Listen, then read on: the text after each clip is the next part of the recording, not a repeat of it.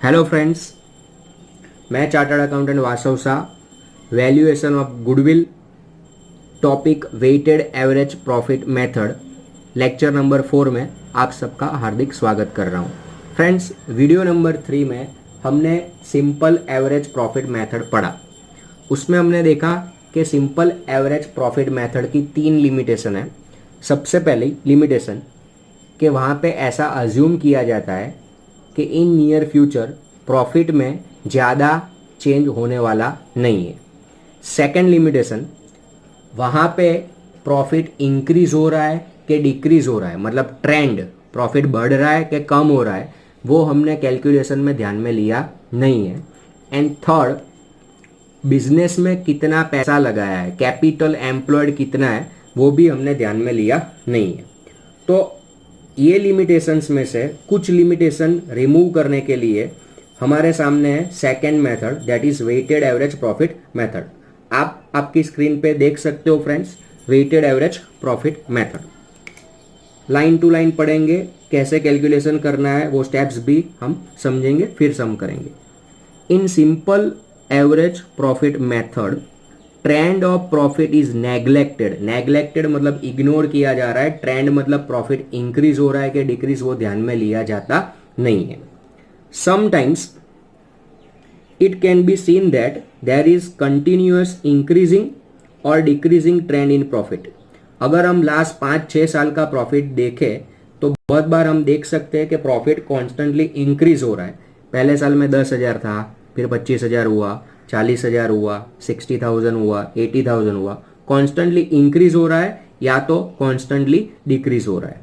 तो जब increase decrease constant है, at that time we should give more weightage to the profit of recent years. जो नजदीक के ईयर है, रिसेंट ईयर है, उसको ज्यादा वेट देना है। And comparatively less weight to the profit of previous year. जो पुराने दूर के ईयर्स है उसको वेट जो देना है वो कम देना है। Generally weightage of different years profit are numbered as 1, 2, 3, 4। तो फ्रेंड्स, ये जो पॉइंट मैंने लिखा है वो आपको 1 मार्क में पूछते हैं कि वेटेड एवरेज प्रॉफिट मेथड में वेट कैसे दिया जाता है। जो रिसेंट ईयर है उसको ज्यादा वेट देना है, एंड जो पास्ट के ईयर है, पुराने साल है, उसको कंपेरेटिवली लेस वेट देना है। जनरली वेट स्टार्ट होगा from 1, 2, 3, 4 dash dash dash. Right friends, average worked out after giving weightage to the different years profit, it is called weighted average profit. यहां पे हम वेटेड एवरेज फाइंड आउट करते हैं। Now what is weighted average friend? हमने X bar W find out किया है 11th में statistics में, वेटेड मीन। तो ये वेटेड मीन ही है, फॉर्मूला भी वही की वही है, बट यहाँ पे डब्ल्यू की जगह पे आपको वेट दिया गया है और एक्सआई जो हम यूज करते थे 11th में, उसकी जगह पे प्रॉफिट दिया जाएगा। If computation of goodwill is made on the basis of weighted average profit, then it is called weighted average method of goodwill। यहाँ पे in this method goodwill के कैलकुलेशन में हम weighted average profit यूज करते हैं। That's why this method of goodwill is known as weighted average method। Steps for calculation of goodwill। goodwill कैसे calculate करनी है? Step number 1, calculate weighted average profit। उसके लिए हमें टेबल बनाना पड़ेगा, तो वो हम सब में समझेंगे कि टेबल कैसे बनाना है। वेटेड एवरेज प्रॉफिट की फॉर्मूला है, weighted average profit is equal to total weighted profit divided by total weight. 11 की फॉर्मूला मैंने लिखी है, sigma W I X I upon sigma W I. Step number 2, goodwill is equal to step 1, that is weighted average profit into number of purchase years. Number of purchase years आपको दिए जाएंगे। तो friends, अगर आप देखो तो first method जो simple average method थी, वो मेथड और ये मेथड के स्टेप्स सेम है। खाली डिफरेंस क्या है, यहाँ पे हम जो एवरेज फाइंड आउट करेंगे वो कौन सी एवरेज होगी? वेटेड एवरेज होगी friends.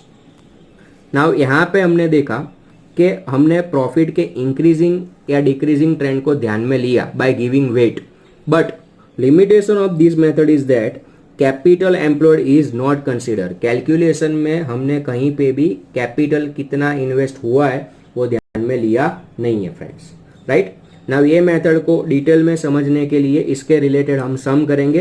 Question number 6 page number 105 of your text book. तो पहले क्वेश्चन पढ़ेंगे फ्रॉम टेक्स्ट बुक, फिर यहाँ पे हम कैलकुलेशन करेंगे।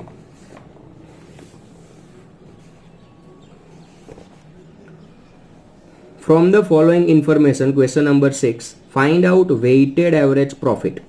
खाली क्या कैलकुलेट करना है? Weighted average profit. उन्होंने ऐसा नहीं बोला है कि कैलकुलेट गुडविल। 2013-14 से लेके 16-17 की इंफॉर्मेशन दी है। नाउ फ्रेंड्स यहाँ पे हम देख सकते हैं कि प्रॉफिट कॉन्स्टेंटली क्या हो रहा है, इंक्रीज हो रहा है, तभी जाके वेटेड एवरेज यूज कर सकते हैं, अदरवाइज नहीं कर सकते। कैलकुलेशन कैसे होगा? ओके, आपकी स्क्रीन पे क्वेश्चन लिखा हुआ है, ईयर्स दिए गए, प्रॉफिट दिया गया है। प्रॉफिट को हम बोलेंगे friends it is WI। Profit is not WI, it is XI। और वेट जो हमें देना है that is known as WI। Now यहाँ पे सबसे रिसेंट ईयर 16-17 है, तो हाईएस्ट वेट यहाँ पे आना चाहिए, और सबसे दूर का कौन सा है? 13-14, तो 13-14 में कम आना चाहिए। तो रिवर्स हम इस तरह से याद रख सकते हैं कि जो फर्स्ट ईयर है फ्रॉम द गिवन ईयर्स, उसमें हमें वेट देना है 1 नंबर, फिर 2, 3 एंड 4। फ्रेंड्स एग्जाम में आपको कंफ्यूज करने के लिए ये जो ईयर्स यहाँ पे सीक्वेंस में दिए वो एग्जाम में आपको टेढ़ा मेढ़ा दिया जाएगा।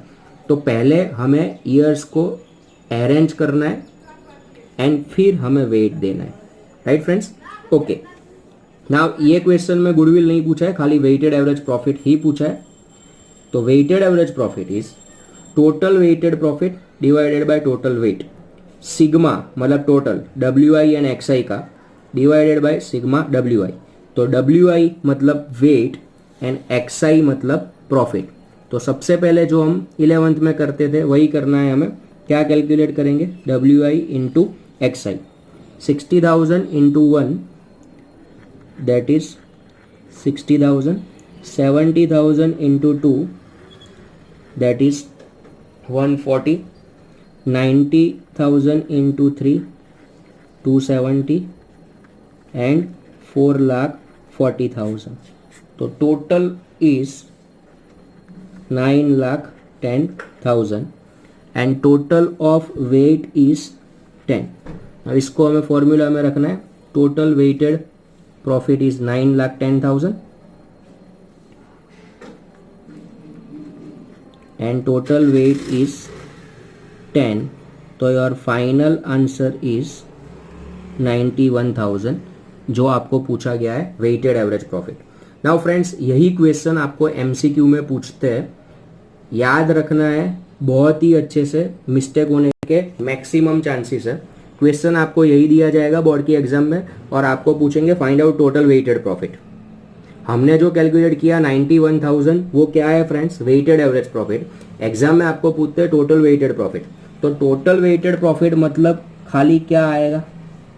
9,10,000 डिवाइडेड बाय 10 कब करना है फ्रेंड्स? जब वेटेड एवरेज प्रॉफिट पूछा हो तब। तो एग्जाम में आपको क्वेश्चन बहुत ही अच्छे से समझना है कि वेटेड एवरेज प्रॉफिट पूछा है कि टोटल वेटेड प्रॉफिट पूछा है। अगर मैं आपको बोलूं कि टोटल वेटेड प्रॉफिट मतलब क्या, तो that is nothing but total of multiplication of what? Profit and weight. Profit and weight का मल्टीप्लीकेशन का जो टोटल आएगा that is known as total weighted profit, right friends. Now जो नेक्स्ट सम हम करेंगे उसमें गुडविल भी कैलकुलेट करनी है, that is question number 7 page number 105 of your text book.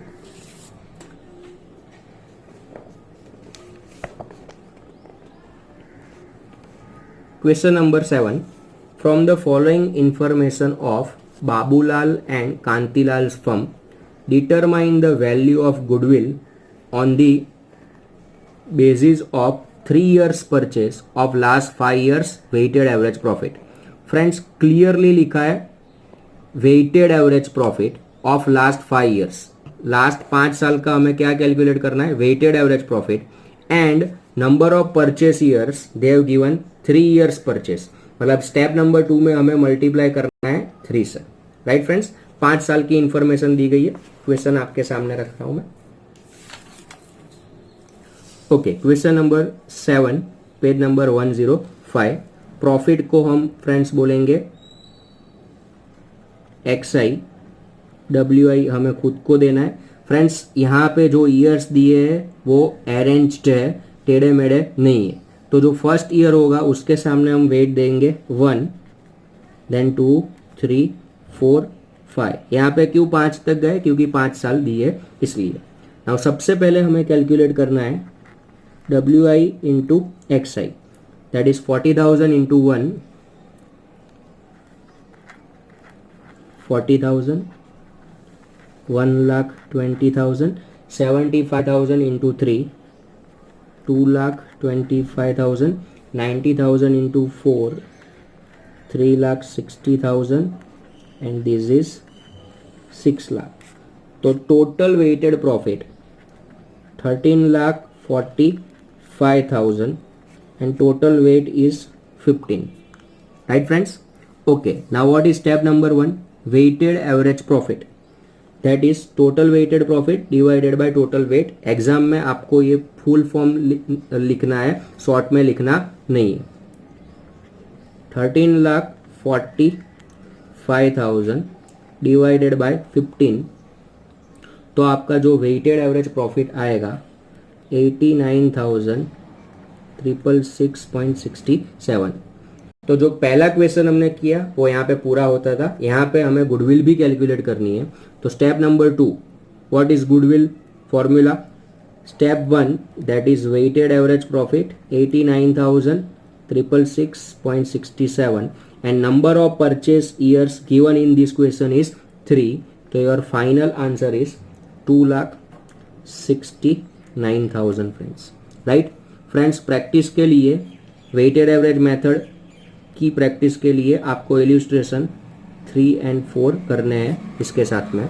I hope आपका कंसेप्ट पूरा क्लियर हुआ होगा। एकदम इजी मेथड है, थियरी भी हमने यहाँ पे समझ ली है।